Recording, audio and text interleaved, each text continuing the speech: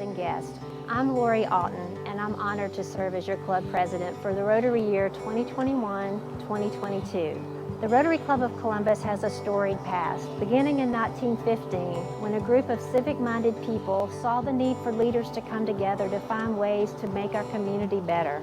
And now, 106 years later, we're a vibrant, strong club that continues to place service above self. Our club is diverse, with members across all sectors of business, government, military, healthcare, education, nonprofit and community service, ministry, and the arts. And we come together each week as friends with a shared purpose of learning how we can be more involved in the things that matter to all of us. And we leave committed to changing our community and changing lives. As Rotarians, we are people of action, and it shows. So welcome back to Rotary. Thank you for being here, and thank you for making a difference in our community.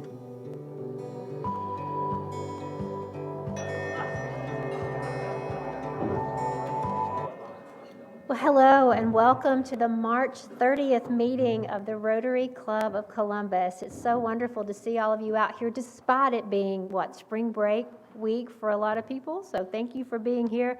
For those of you watching online, a warm welcome to you as well. Before we jump into our program, I just want to say thank you. I don't know if you've heard, but the National Infantry Museum was #1 in both categories, so yay! Best Free Museum and Best History Museum. And if I do say so, beating out even the Smithsonian. So pretty darn good for our very own National Infantry Museum. Now there will be a celebration with a cake cutting, and the mayor will be there next Wednesday. So if you're interested in attending that, please let Andy Redmond know. Andy, where are you? So everybody can see you. Let Andy know and he'll give you all the details. So now would you please join me in the Pledge of Allegiance?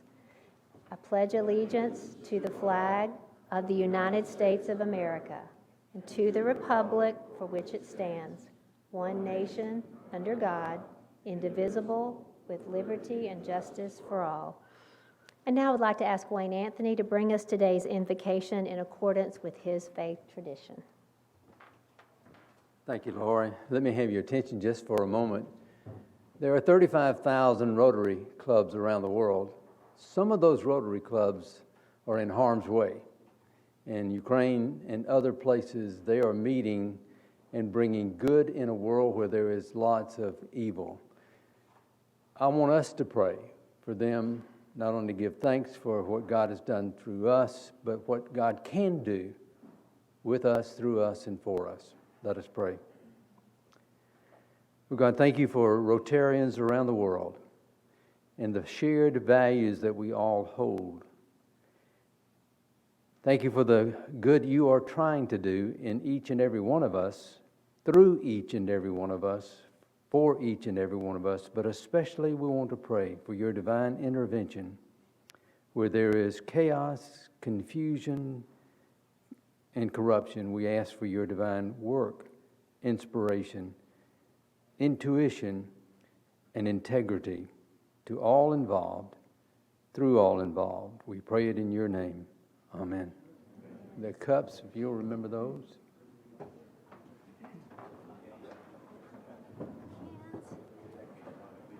Thank you, Wayne. If you'll remember the cans. Now at this time, Alston Lyle will bring us today's news.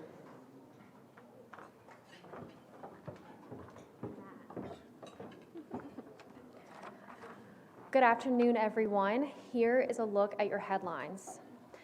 Russia makes claims to scale back. Russia released statements that it plans to drastically reduce military operations around the Ukrainian capital, signaling positive results from the Russia-Ukraine peace talks. However, the United States and Ukraine are skeptical of Russia's intent as attacks continue today. Tiger makes a potential return. Tiger Woods reportedly arrived at Augusta National yesterday to play a practice round ahead of the 2022 Masters. Fans speculate he's gauging how his body will react and hold up over walking the hilly course. Regardless, golf fans are giddy at the prospect of seeing Tiger in a Sunday red at the Masters this year. Increased shelters. Safe House Ministries here in Columbus is partnering with the Hospital Authority of Columbus by opening Freedom House off Manor Road, which will add 104 beds to our homeless shelters.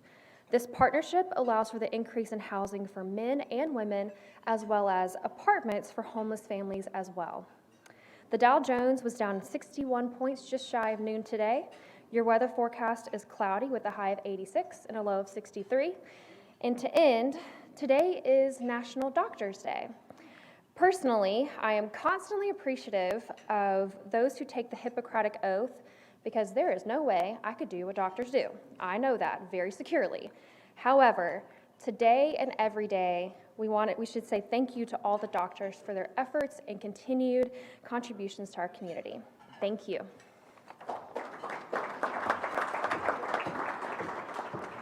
Now it's my pleasure to call on Melody Trimble to introduce today's visiting Rotarians and guests.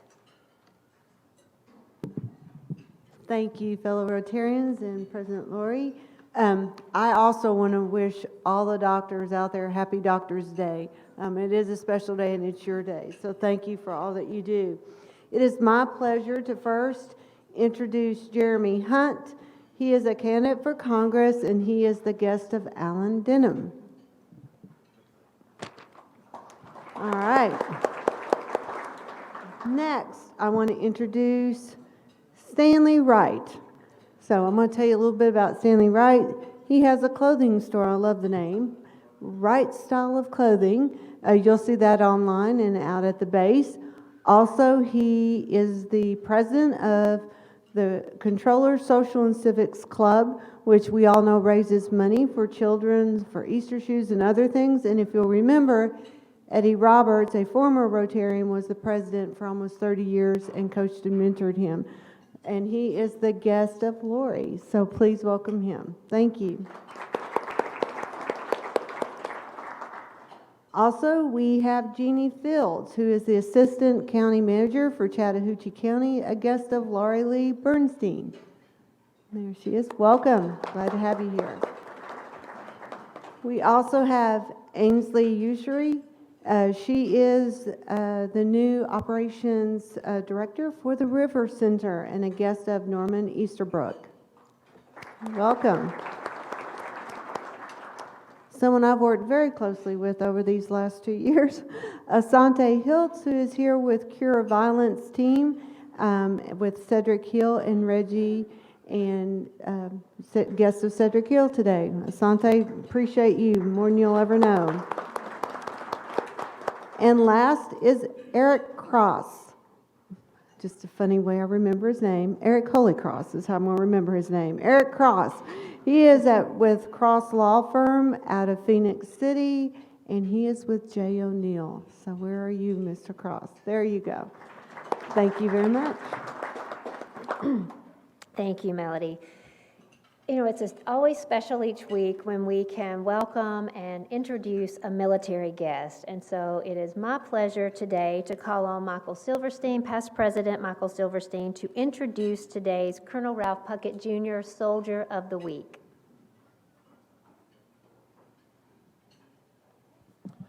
President Lori and fellow Rotarians, it is my pleasure and honor today to introduce Staff Sergeant Jeremy Bean.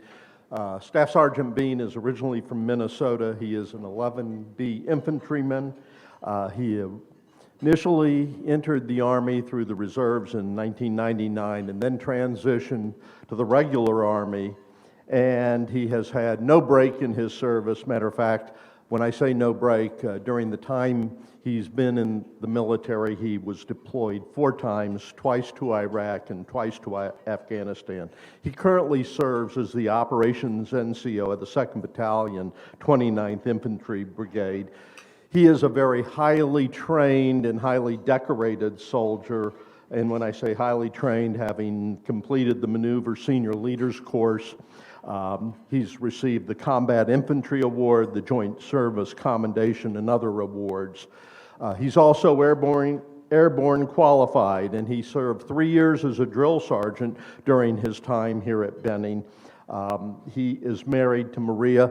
They have 3 daughters, 16, 8, and 6 years old, and he met his wife when he was stationed at Fort Drum. He is currently working on his cybersecurity degree, and he is awaiting potential promotion.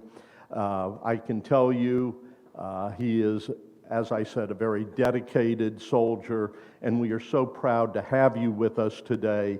And as a token of your being here, I have a Rotary Challenge coin, and I know you know what to do with that.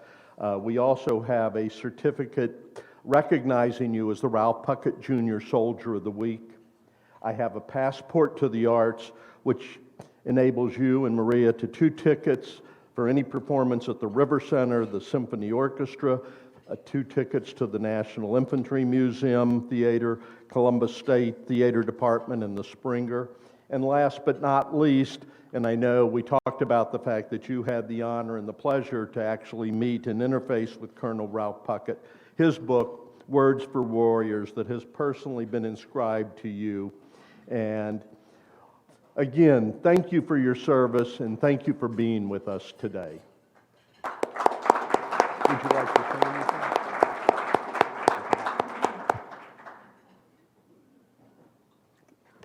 Staff Sergeant Bean, what a pleasure to have you here, and please take back to all the men and women who serve with you at Fort Benning our sincerest appreciation for all that you do to keep us safe. And so please come back anytime and visit. Next time, bring Maria. Thank you.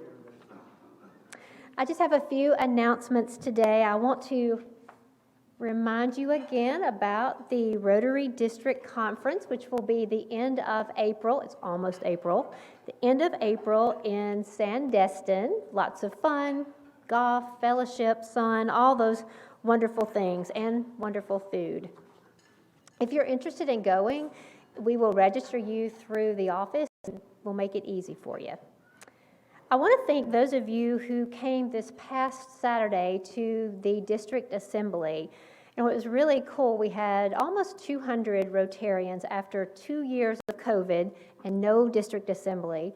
We had almost 200 Rotarians in this very room from all over our district learning about Rotary and how to make it better. And they revealed the new theme for next year, which will be President-elect Cedric's year of Imagine Rotary. And it's just all about imagining the possibilities of Rotary. So thank you, all of you who came to that.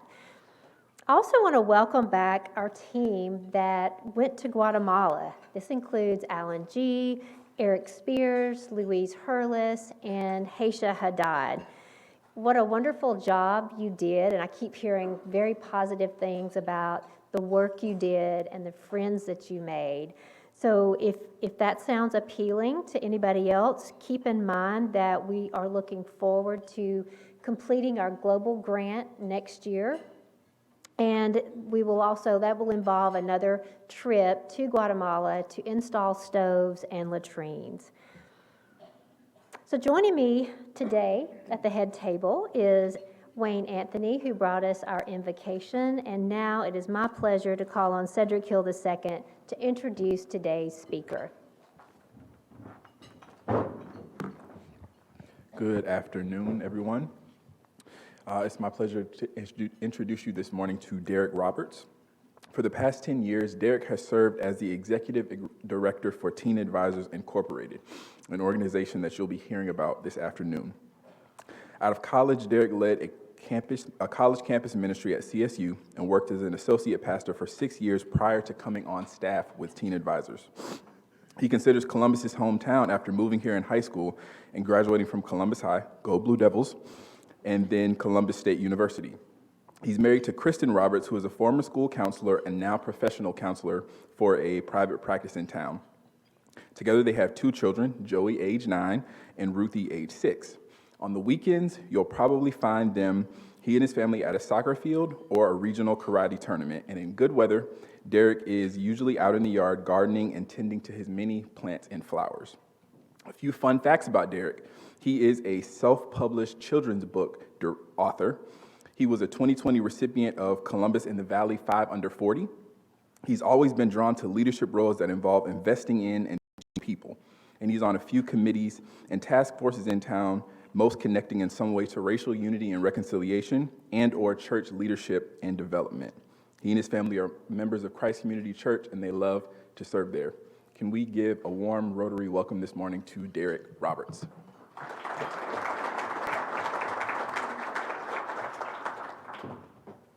Well, thank you so much for the warm welcome and the good food and the great introduction. I'm so happy to share some time with you this afternoon and to talk with you about teen advisors and the work that we do in this community, investing in and building up our youth and our current and future leaders. And so I like to start off this way, and I've seen some familiar faces already. So if you yourself were ever in teen advisors, I would like for you to raise your hand. I know there's a couple of you that were in teen advisors as teenagers, yeah? And then also, thank you guys for what you're doing to continue to lead in this city and for being a part of teen advisors as teenagers. And a follow-up to that, if you, as a parent or grandparent, have had a child in teen advisors, I'd love for you to raise your hand. So several. You see the impact already just in this room alone of the impact that teen advisors is having in this community. Teen advisors is 35 years old this year. So we are celebrating a rich legacy and history in the community of Columbus this year. Teen advisors began in 1987 by Richard and Dee Dee Stevens, longtime community leaders and members. Many of you may know them. Richard owned Rivertown Ford many years ago, and just wonderful people. And their heart was burdened in raising their children and seeing the struggles of adolescents and teenagers. And we can all go back to those years and recognize what negative peer pressure and the influences of our peers means growing up. And the idea came from them many years ago, 35 years ago, of what if we could leverage that to become positive peer pressure? So what if we could leverage and flip that influence around? And that's one of the main recognitions is, that teen advisors sees the voice that young people already have, and what if we could equip and empower them to be able to do something positive and impactful with that voice. So again, Cedric did a great job introducing me. I've got a family photo here so you can see my two little kids and my beautiful wife. We love Columbus, and we love that we are getting to put roots in Columbus. This is hometown for both of us, and we love that it's hometown for our children as well. We've got a soccer game and a regional karate tournament this weekend, so we'll be going a million miles an hour. And we've got a teen advisor retreat this weekend too, so we've got a busy week ahead, but we're so glad to call Columbus our home. And if we can go to the next slide, we've got our mission statement there, and you heard me talking about it before, but equipping and empowering teenagers to use their influence and impact their peers through positive peer pressure. That's a really simple statement, but what does that mean? And I'd love to unpack that for you really quickly and leave room for questions and a question and answer period at the end of this program. And so please, if you're thinking and wanting to know more, you've got some literature on your tables. Hopefully there's ways to connect with us on there. I love to grab lunch and meet with people in the community and love to follow up on those types of things. But one of the best ways for me to unpack in a brief way what we do is to tell you about our 3 programs. And so what's the big idea? We've spoken about teens having influence, teens having a voice, and what that powerful voice can be when they are equipped and empowered to use that voice in positive ways. And that's really at the heart of what we do. So our key core activity is what we call our classroom sessions. Now, we do a whole lot of other things and a lot of things that lead up to those classroom sessions. But what classroom sessions are basically teens talking to other teens about topics that are relevant to them. And that happens really in 3 different stages of life. Right now, we've got programs in high school, middle school, and elementary school new to this year where teens are talking to one another, preteens are talking to one another, and being given the skills and the resources and the leadership development to have the confidence to go into the classrooms of their peers and to have dialogue and conversations and give advice about things that these teens are dealing with every single day. And so Teen Advisors is our flagship program. That's 9th through 12th graders in the area. They're going into the classrooms of 9th graders at their school during the school day and talking to them about topics such as drugs and alcohol, relationships, stress. Family is a big one that the teens love to talk about. Self-worth and self-harm, bullying, all these different topics. We make sure that it's age appropriate as we scale down to the younger ages, but really the age of initiation for a lot of these substance uses and the struggles with mental health are happening younger and younger and younger. And that probably doesn't surprise any of you if you know young people and remember even what it was like to be a teenager yourself. Velocity is our middle school program. That's 7th and 8th graders, and they're going into the classrooms of their 6th grade peers and talking to them about some of the same issues and topics and giving advice. It's student-led, so we train them and we equip them and we prepare them, but it's the teens themselves that are going into the classrooms and talking to their peers. And then scaling all the way down to our elementary school program, which we launched this year. We call that our Ignite program. We've got 2 pilot programs of that right now at Georgetown and Downtown Elementary, and that has been such a tremendous partnership. We do other work and sessions at other elementary schools as well with the 5th grade sessions. But at Georgetown and Downtown Elementary, we've got something special going, and we're partnering with the school counselors and the faculty at those schools, and we are investing in what they call peer helpers. So Muskogee County, many of our schools have something called the Peer Helper Program, which very much aligns with what we're doing at Teen Advisors. And so our staff and our students and our volunteers come into the schools and they invest in those peer helpers on a weekly basis, give them opportunities to grow as they're in their own confidence and their own leadership ability, to learn things about who they are and who they want to be and what their potential is.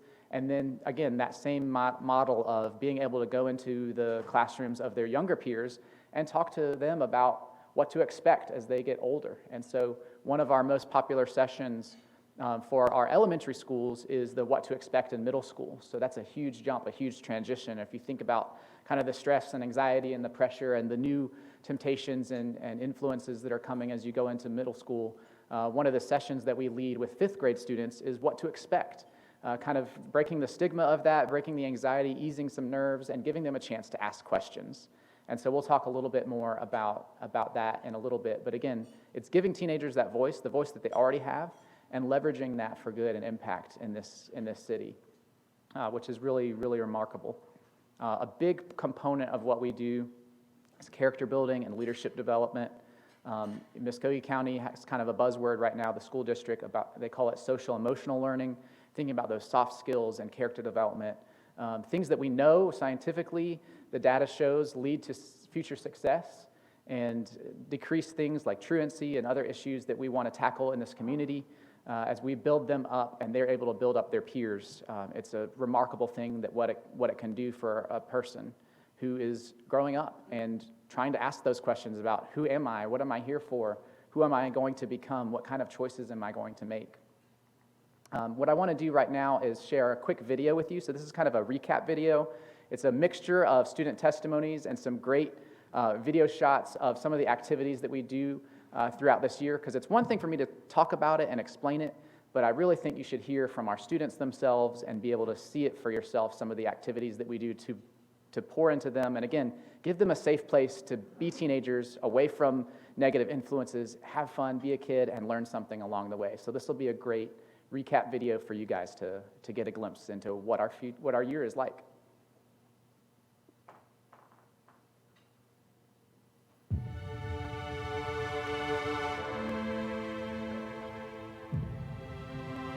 I joined Teen Advisors for the community because I feel like it's so many things you can do. It's so many just different people, like from different backgrounds. You could just connect with them, you hear their stories, and then you can just hang out with them and do you kind of build a family that will last probably a lifetime, and that's why I wanted to join Teen Advisors.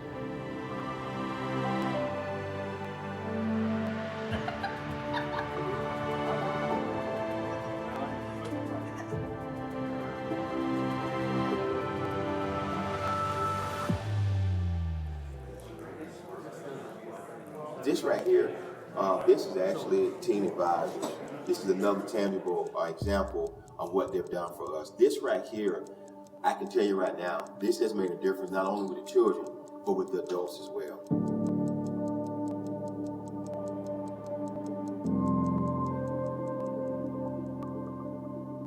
And going back to the classroom sessions, one of the ways that Teen Advisors has really impacted me as a person is I have been able to get a huge array of perspectives on other people and their experiences in life, and how what they've gone through in life. They can share their stories in life, and they can share what they have gone through, and we can find common ground in those things. Deciding what path to take and who to go with can really be like a tug of war, with you stuck in the middle. And one of the biggest choices you will make in high school is who you choose to surround yourself with, who you choose to call your friends.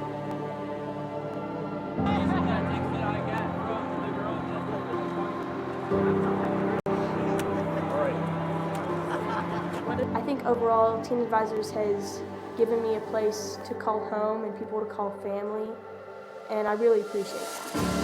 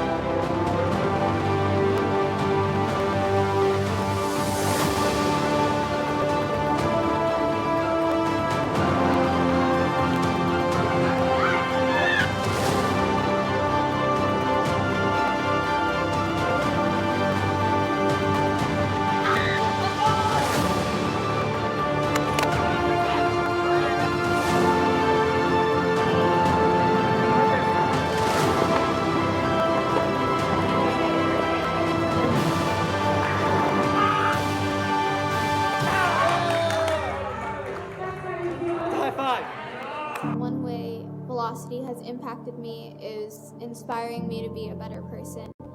The staff has always been a great influence on me, and I've always looked up to them, and I've always thought that they were one of the best people I could ever meet in my entire life. And they've always inspired me to be a better version of myself and want to do better with how I am to others and how I am to myself and how I dictate my own life.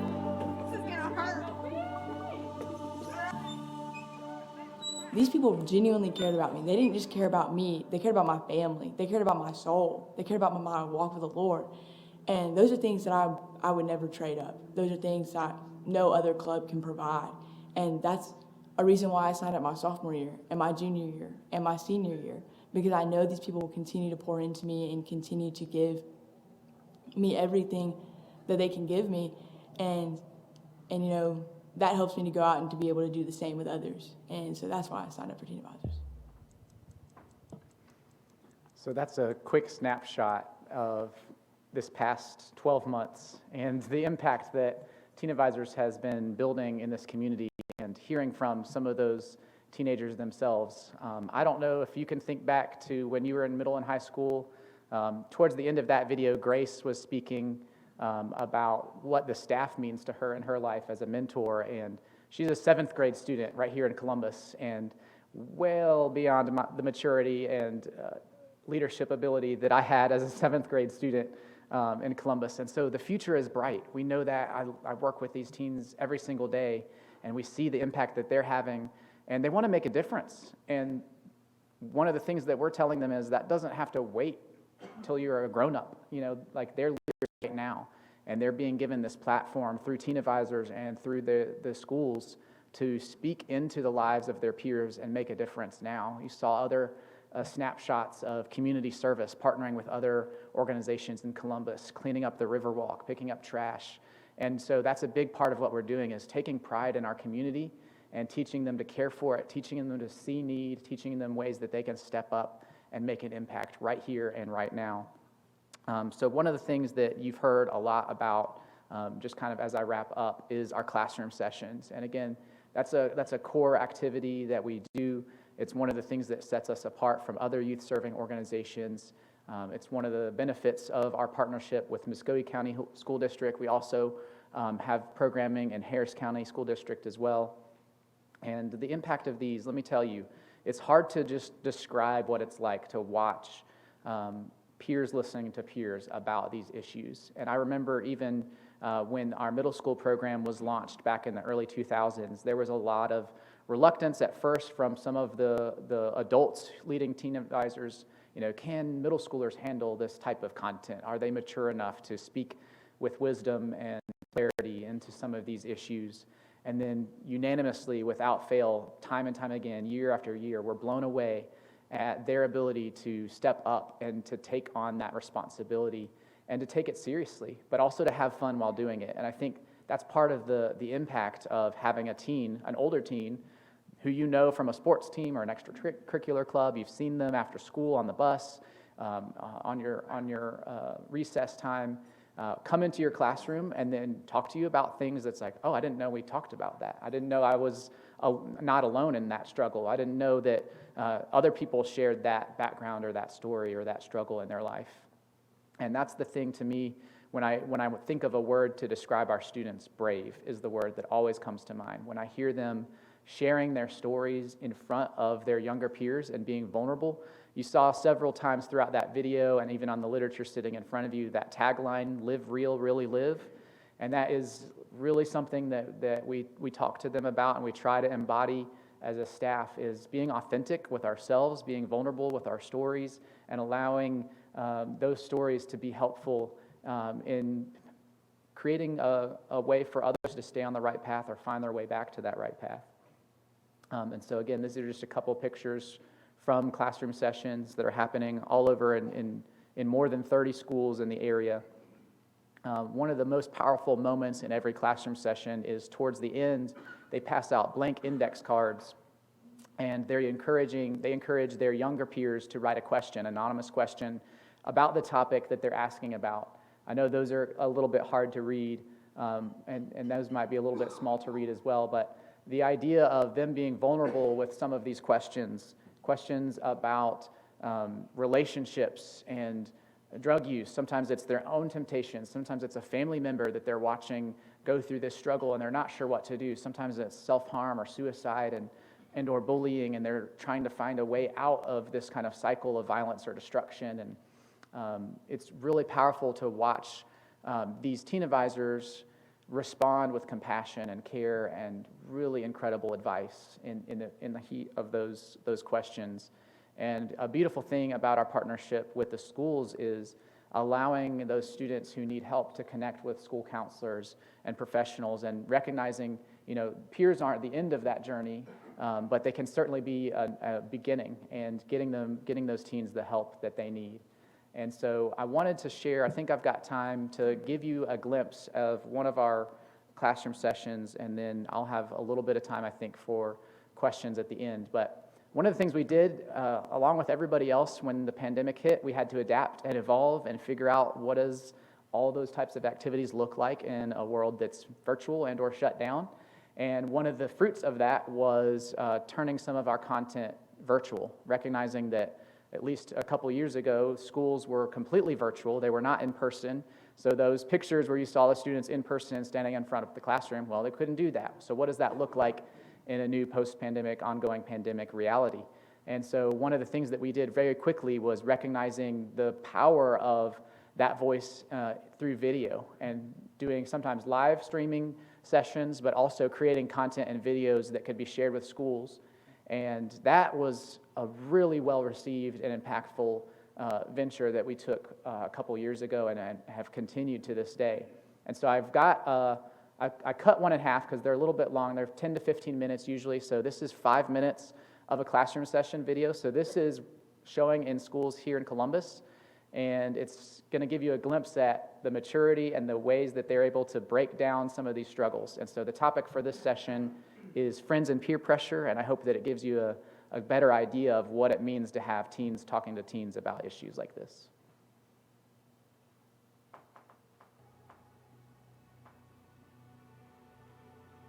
Your choices matter. Your choices in high school matter. And one of the biggest choices you will make in high school is who you choose to surround yourself with, who you choose to call your friends. It can be tough to make and keep quality friends. The desire to fit in and be accepted is normal. But that pressure can make us do things we wouldn't normally do, make choices with negative consequences. Deciding what path to take and who to go with can really be like a tug of war, with you stuck in the middle, being pulled in two directions.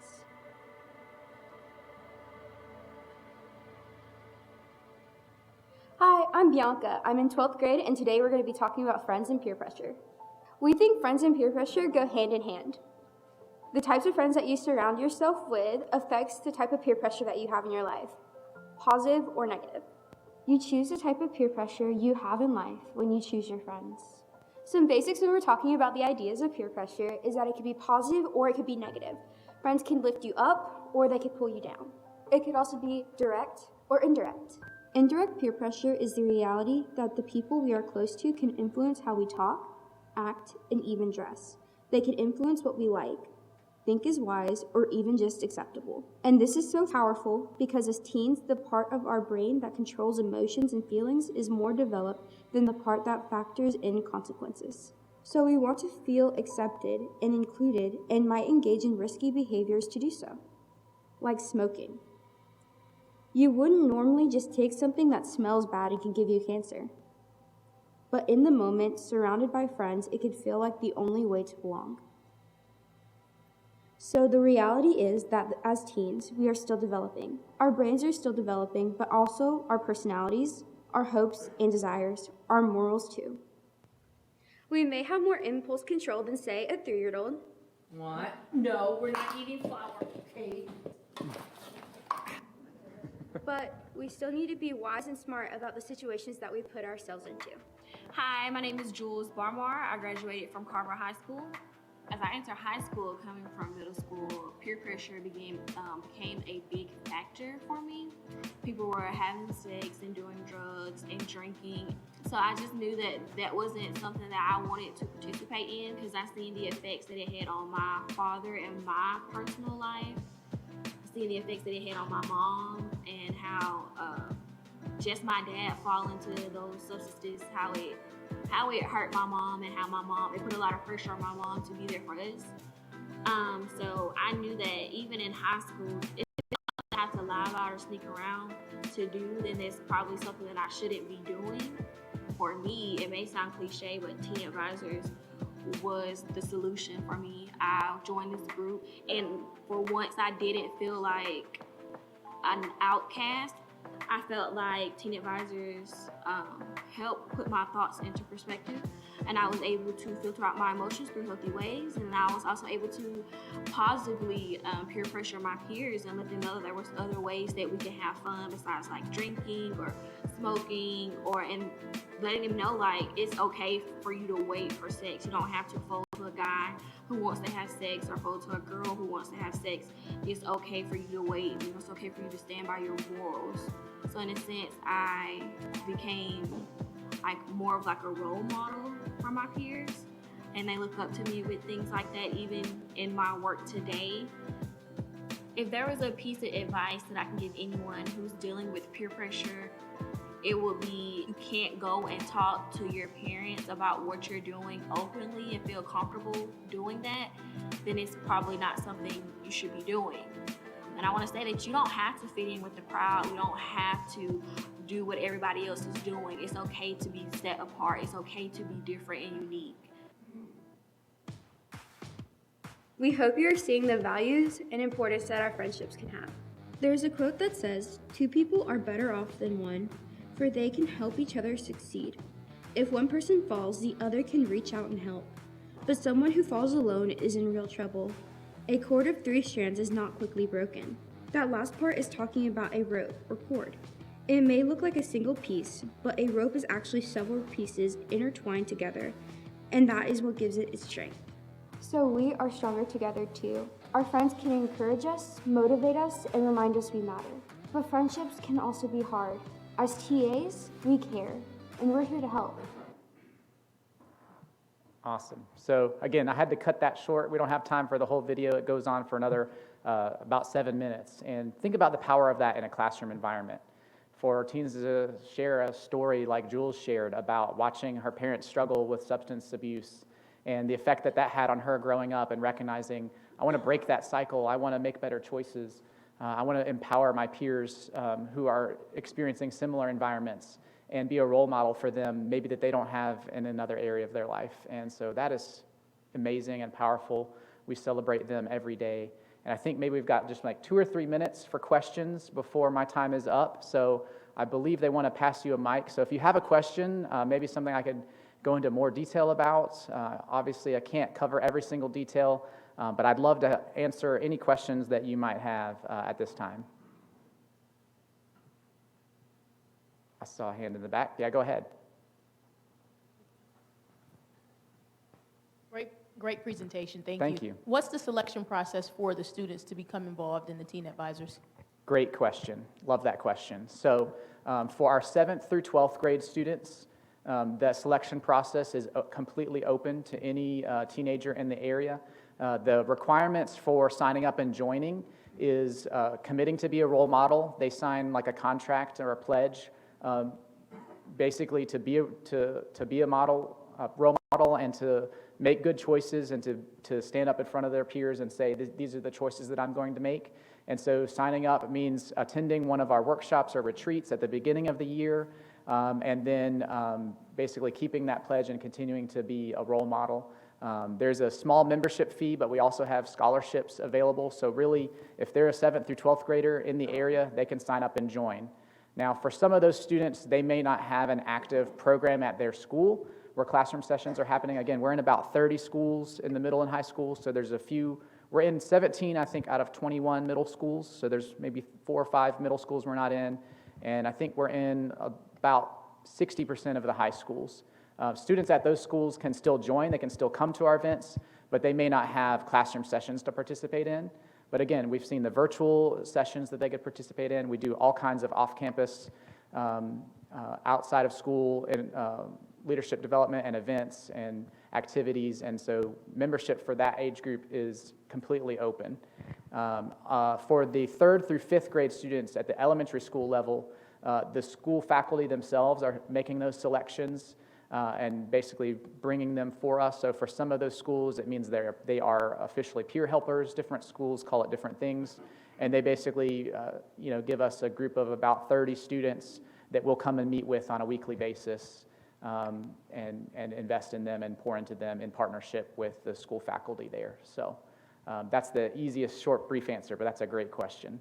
We typically have between 350 and 500 students signing up among those age groups, and then they're impacting about 9,000 of their peers right now. So the numbers are pretty amazing when you think about a city this size. How do you scale something in a way? So basically, 350 to 500 of our teen advisors are talking to about 9,000 of their peers with content like that, which is pretty amazing.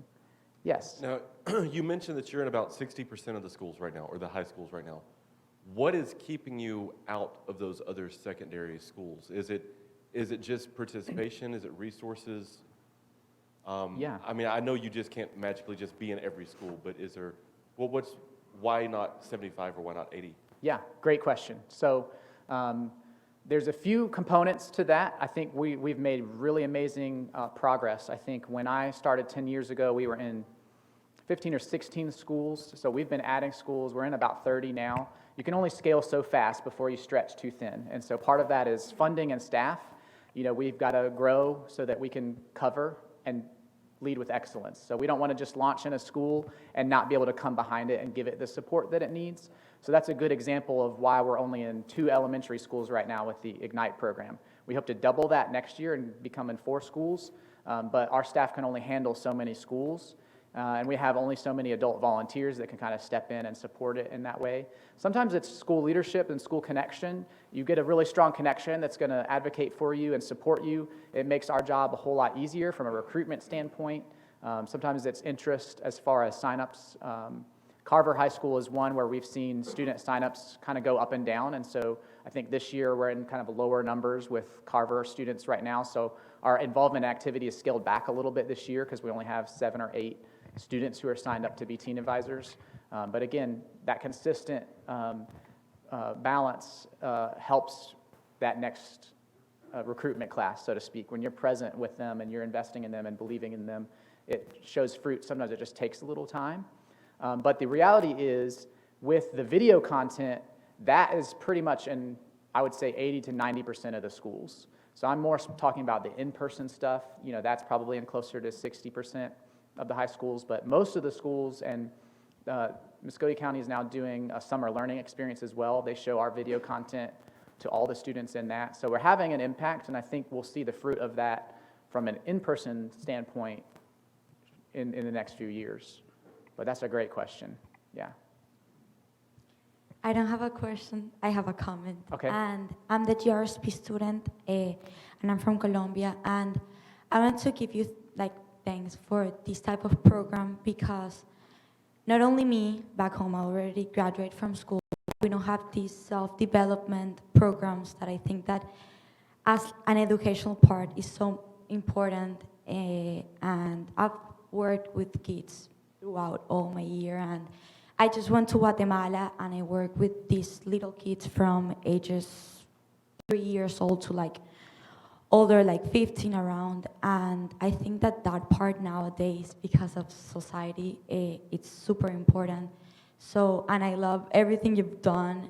I love the videos, and yes, that's everything. Thank you. That's awesome. I appreciate that feedback. Thank you so much. Awesome. Well, I think we're out of time, but I loved having the opportunity to speak with you. You've got my contact information, and Cedric can help you get in contact with me as well if there's future conversations that we can have. So thank you so much for your time and your hospitality, and it's been a pleasure to speak with you today. Thank you so much.